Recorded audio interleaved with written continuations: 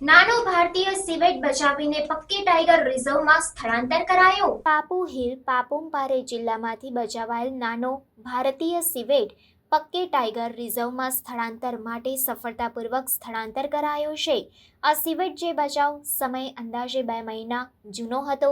પક્કી કેસાંગ જિલ્લામાં સ્થિત centre for bear rehabilitation and conservation એટલે કે CBRCમાં પુનર્વસન હેઠળ છે। ડિવિઝનલ ફોરેસ્ટ ઓફિસર સત્યપ્રકાશ સિંહે વન વિભાગ અને CBRC ટીમના સમર્પિત સંભાળ માટે પ્રશંસા કરી। સિવેટને શરૂઆતમાં ઈટાનગર બાયોલોજિકલ પાર્કમાં રાખવામાં આવ્યો હતો, ત્યારબાદ CBRCમાં સ્થાનાંતરિત કરવામાં આવ્યો હતો, જ્યાં તેને તીવ્ર સંભાળ અને સારવાર મળી। નાનો ભારતીય સિવેટ દક્ષિણ અને દક્ષિણ પૂર્વ એશિયામાં મૂળનો છે અને વિવિધ નિવાસ સ્થાનોમાં ફળે ફૂલે છે। આ પ્રજાતિ નિવાસ સ્થાનના નુકસાન, શિકાર અને ગેરકાયદેસર પાલતુ પ્રાણી વેપારથી ધમકીનો સામનો કરે છે।